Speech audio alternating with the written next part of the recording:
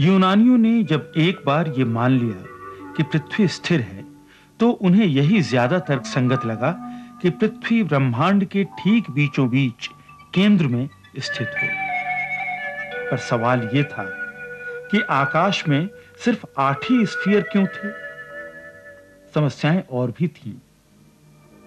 जबकि सभी तारे अपनी अपनी जगह पर रहते हुए अपनी दैनिक यात्रा तय करते, 7 ऐसे नटखट तारे थे जो पृथ्वी का चक्कर लगाते हुए अपनी जगह से इधर-उधर होते रहते थे।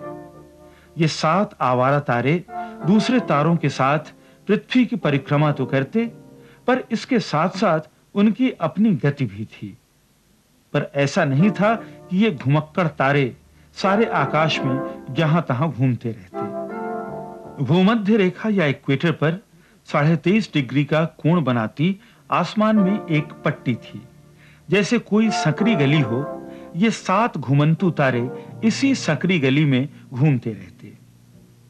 राशि चक्र की इस पट्टी को, जिसे हम आज ज़ोडिएक के नाम से जानते हैं, 12 हिस्सों में बांटा गया और हर हिस्से का नाम उसके पड़ोस में स्थित तारों के समूह के नाम पर रखा गया। खगोलविदों ने पाया कि इन आवारा तारों की गति में भी एक पैटर्न है।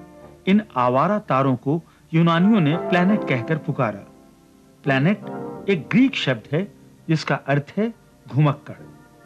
पृष्ठभूमि में स्थित नक्षत्रों के संदर्भ में ये प्लैनेट्स या ग्रह एक निश्चित समय में पृथ्वी की अपनी परिक्रमा पूरी कर लेते। ये समय हर ग्रह के लिए अलग-अलग था।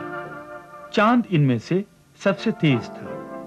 अपनी कक्षा में पृथ्वी का एक चक्कर 27 दिन में पूरा करने के बाद वह आसमान में स्थित तारों के हिसाब से अपनी निश्चित जगह पर लौट आता।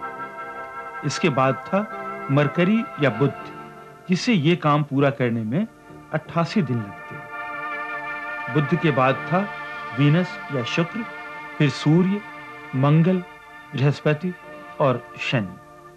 इन ग्रहों द्वारा पृथ्वी की एक परिक्रमा पूरी करने वाली अवधि, यानी उनके ऑर्बिटल पीरियड के आधार पर दार्शनिकों ने इन ग्रहों को अलग-अलग मंडलों में, यानी स्फीयर्स में बांटा।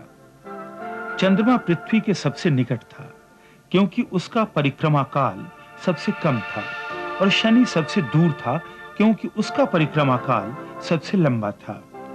इस तरह 7 ग्रहों के लिए 7 मंडल निर्धारित किए गए और 8वां और सबसे बाहरी मंडल स्थिर तारों के लिए निश्चित किया गया।